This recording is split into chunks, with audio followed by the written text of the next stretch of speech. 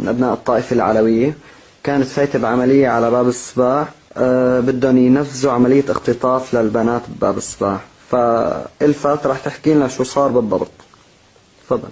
اسمي إلفت فنتور، اسم أبي آصف فنتور، اسم أمي اكتمادي. أنا مواليد 86. اليوم الصبح جاني هاتف ب9 الصبح من واحد بقولوا له أبو علي منذر، قال لي بدك تروحي تقصي لي الجو باب السباع مشان عندنا خطف جوز بنات.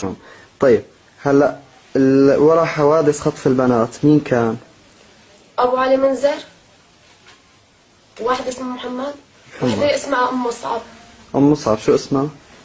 والله اسمها ما بعرفه. طيب أنا خطفنا 5 بنات، 3 من الخالدية وتنتين من باب السباع. طيب قلتي لي في وحدة من بينات المخطوفين حامل كمان. كانت حامل. كيف كانت عمليات الخطف؟ أول عملية خطف كانت بالسوق. كنت على أساس عم يشتروا أغراض وكذا، وقفوا تاكسي. أنا كنت واقفة قدام الشارع بشوي لأنه التاكسي إذا فيها حدا ما حد يوقفه. تمام. إجا قال لهم تاكسي، قالوا له إيه. طلعوا بالتاكسي 3 قعدوا ورا، صف شوي على اليمين، طلعت أنا معه، قفل الأبواب وكفينا على السكن الشبابي. إذا بنات اللي بباب الصباح هودي كانوا طالعين من شارع باب السباع. صيدفناهم، قال بدهم تاكسي. جيت قلت لهم ايه تفضلوا اطلعوا معنا بنوصلكم، انا مشواري قريب ونازله. هون بالسكن الشبابي البنات موجودات البنات.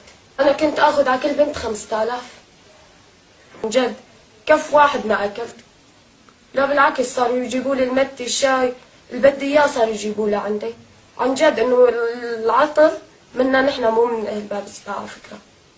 لما بفوت شاب او بنت او اي حدا عن نزهه او على الزهره شو بصير؟ بينذبح. ليش؟ لانه سني، لانه قلبه طائفيه. مش كذا حكوا لي انه بيقتلوا كذا وما بعرف شو، بس لا والله فت لعندهم وعن جد وانا حالفي يمين ما بطلع من عندهم غير ان شاء الله بخلص البنات كلياتها. طيب ليش شو عملوا لك بنات باب الصباح او بنات الخالديه؟ لا تاخذني، انا كنت بحاجه يعطيني 5000 نفذ المهمه بس.